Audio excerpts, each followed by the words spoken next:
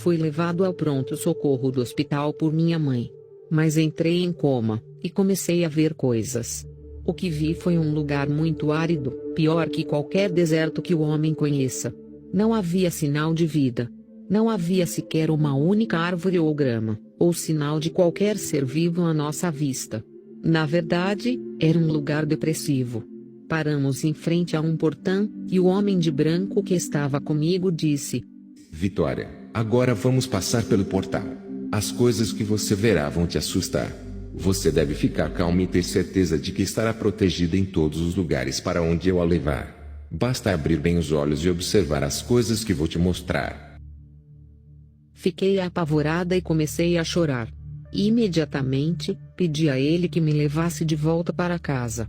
Eu disse que não queria ir àquele lugar, porque dava para ver pela porta o que acontecia ali. Ele olhou para mim e disse: A paz esteja com você. Eu estou contigo. Temos que ir até lá porque o tempo passa muito rápido. Então entramos no portão. Eu não conseguiria nem descrever o horror daquele lugar. Estou plenamente convencida de que não existe lugar pior do que esse em todo o universo. Aquele lugar era enorme, e tive a sensação de que estava se expandindo continuamente. Era um lugar de escuridão profunda e calor inimaginável. Estava mais quente que o próprio fogo. Não consegui ver a origem das chamas do fogo, mas o calor era muito alto. O local estava infestado de moscas de todos os tamanhos. Elas eram cinza, verdes e pretos, todos os tipos imagináveis. Havia também minhocas, pequenas e pretas. Elas estavam rastejando por todo aquele lugar. Os vermes começaram a subir sobre as pessoas, e as moscas também cobriram seus corpos. O lugar cheirava tão mal, e o calor era tão intenso que não há palavras que possam descrevê-lo. Era um cheiro 100 vezes pior do que a carne mais podre que já vi em toda a minha vida. Aquele lugar estava cheio de sons de gemidos e ranger de dentes. Além do tormento das almas condenadas, havia risadas demoníacas. Mas o pior é que o lugar estava cheio de gente. Elas eram tantas pessoas, que essas pessoas eram incontáveis. Essas pessoas não estavam em suas formas originais. Eles eram esqueletos vivos. Posso garantir que esses esqueletos eram pessoas, porque pude reconhecer entre eles alguns parentes próximos, e pessoas da minha aldeia. Seus ossos eram cinza escuro, como se estivessem extremamente queimados. Havia demônios neste lugar. Um deles tinha dentes longos e afiados, como os de um animal selvagem. Sua boca era enorme e larga, com línguas cheias. As mãos e os pés desses demônios eram vermelhos e longos. Eles tinham dedos longos. Alguns deles tinham cauda e chifres. Havia demônios entre as pessoas. Sua aparência era como a de crocodilos andando sobre 4 patas. Eles pareciam intimidadores, e maltratavam, e assediavam os humanos. Os demônios faziam barulho, como se estivessem comemorando. Eles pareciam felizes e despreocupados. Além disso, eles dançaram. Por outro lado, o ser humano apresenta uma aparência miserável e depressiva, um estado de completo abandono e desesperança. O barulho que os humanos faziam era causado pela dor. E eles choraram, e gritaram, e rangeram os dentes numa situação desesperadora de dor e agonia inimaginável. O número de pessoas naquele lugar era incontável. Mas pude ver claramente que a grande maioria eram mulheres. As pessoas foram divididas em vários grupos. Embora divididos em grupos, não foi possível estimar o número de pessoas em cada grupo, pois os grupos eram enormes. O ser de luz me levou a um desses grupos na parte oriental.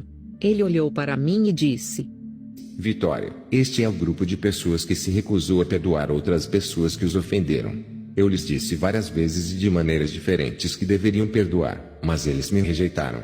Eles resistiram a mim endurecendo seus corações, mas eu os perdoei todos os seus pecados, mas eles se recusaram a perdoar outras pessoas.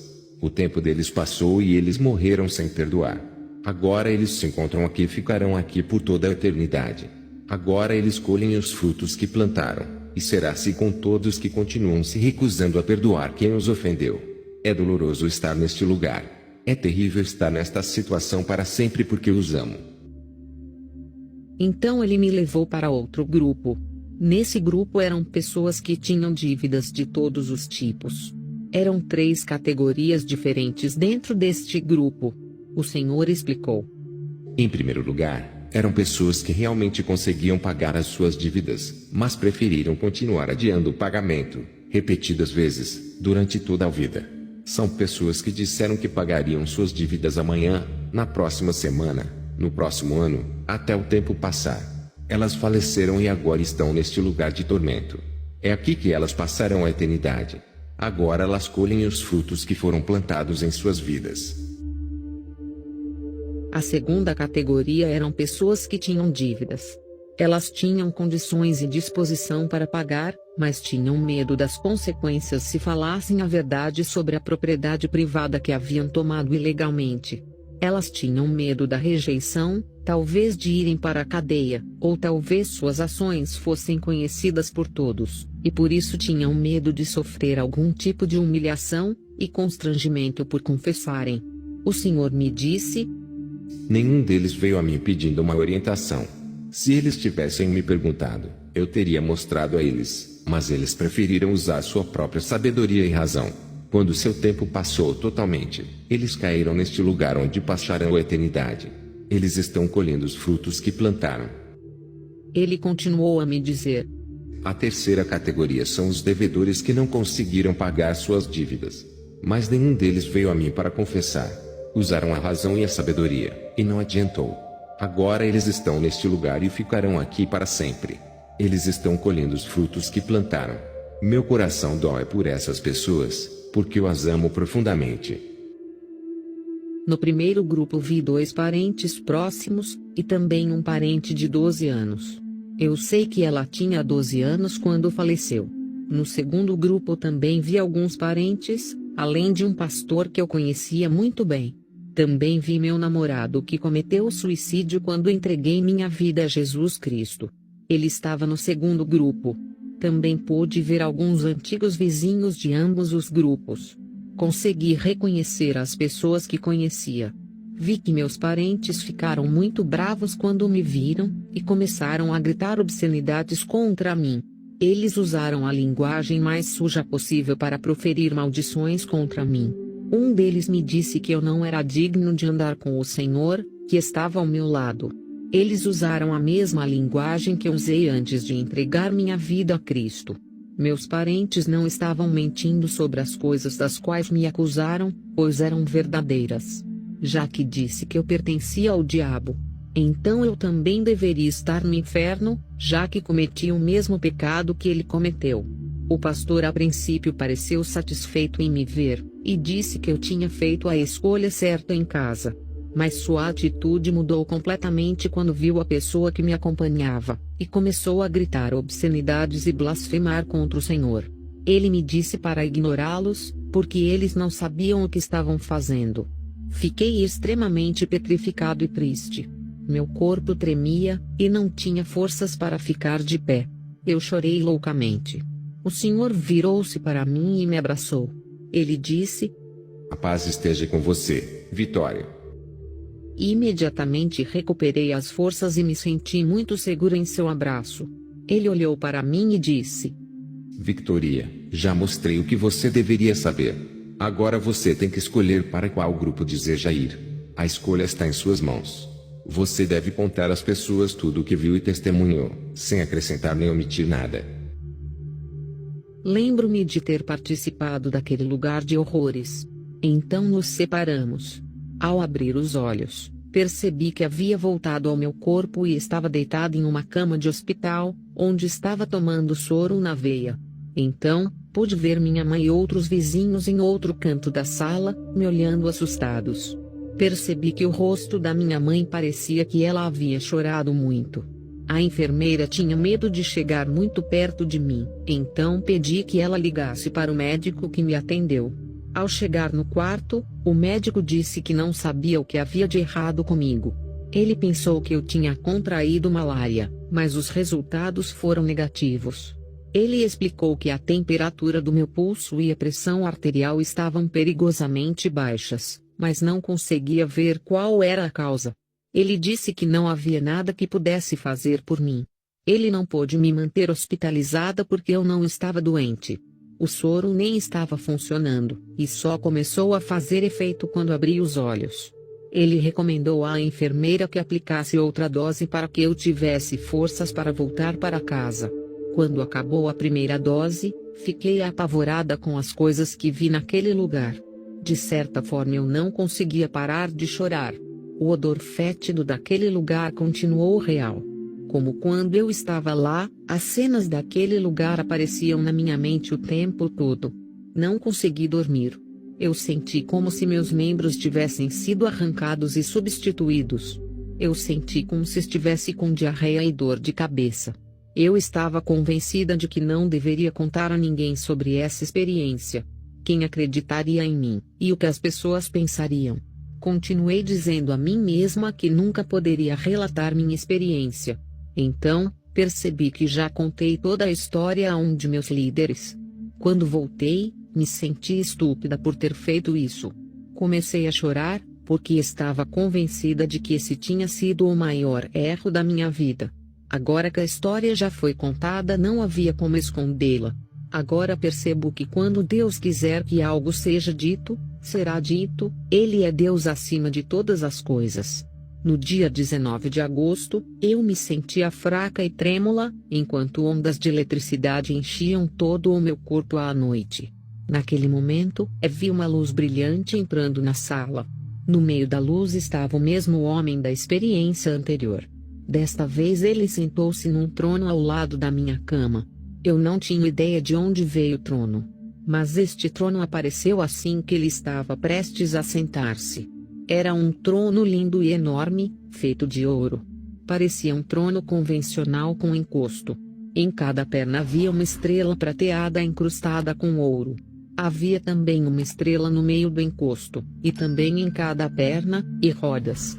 Depois de me cumprimentar, o homem olhou para mim e disse: Eu sabia que você tinha muitas dúvidas sobre a minha identidade. Então vim me revelar a vocês e explicar algumas coisas que vocês viram. Eu sou Jesus Cristo, seu Salvador. Se você tiver alguma dúvida, olhe para minhas mãos. Aquele lugar para onde fomos é o inferno. Quando olhei para suas mãos, vi onde ele estava perfurado por pregos. Querido amigo, quero lhe dizer que o inferno não é produto da imaginação de alguém, mas sim um lugar real. Não foi feito para pessoas, mas para Satanás e seus demônios. Nosso lugar é no céu, ao lado de Jesus Cristo. Mas para isso precisamos escolher Jesus, antes que seja tarde demais. Hoje, se você ouvir a sua voz, não endureça o seu coração. Aceite Jesus como seu Salvador e viva para Ele. O inferno é um lugar terrível, um lugar de medo e tristeza, e um lugar de tormento, de choro eterno e ranger de dentes. Satanás quer levar o maior número possível de pessoas para lá. Não coopere com ele. Nesta experiência, não entendi porque o Senhor me disse para escolher um dos dois grupos que ele me mostrou no inferno. Dado que eu já era um cristão nascido de novo, ainda assim ele me disse para decidir se queria ir para o inferno ou não. Então, comecei a orar e pedir a Deus que me desse a revelação do que ele queria dizer. O Senhor me revelou que eu ainda tinha ressentimento, e não liberei perdão a uma de minhas irmãs e a um de meus primos. Imediatamente, pedi a ele que me perdoasse pela minha falta de perdão. Então pedi perdão à minha irmã por ter ressentimento e amargura em relação a ela. Além disso, ele me instruiu a pedir perdão ao meu primo. O Senhor me lembrou que consegui meu emprego como professora usando um diploma falso. Ele considera isso uma forma de roubo e dívida. Eu estava determinada a fazer o que é certo. Pedi ao Senhor que me ajudasse a resolver esse problema. Ele me mostrou o que eu deveria fazer porque era um crime grave, que poderia me colocar atrás das grades. Ele me instruiu a ir ao departamento de educação para confessar o que havia feito. Eu estava pronta para fazer qualquer coisa para resolver isso. Mas tive a oportunidade de experimentar a misericórdia do Senhor, que foi tremenda. Na secretaria do Departamento de Educação, disseram-me que deveria escolher as opções, para devolver todos os salários que recebia do governo. Prometeram não levar o caso à imprensa, porque ficaram maravilhados com a minha confissão. Nosso Deus é Deus. Se você estiver em uma situação semelhante, quero encorajá-lo a fazer o que é certo, independentemente das consequências. Você pode até ser mandado para uma prisão terrena, mas lembre-se que é temporal. Não há dor comparável a uma eternidade longe de Deus. O inferno não é um bom lugar para se estar. Resolva sua dívida agora mesmo, antes que seja tarde demais. Seja abençoado. Salmos 37, 21. O ímpio toma emprestado e não paga, mas o justo se compadece e dá. Romanos 13, 8. A ninguém devais coisa alguma, a não ser o amor com que vos ameis uns aos outros, porque quem ama os outros cumpriu a lei.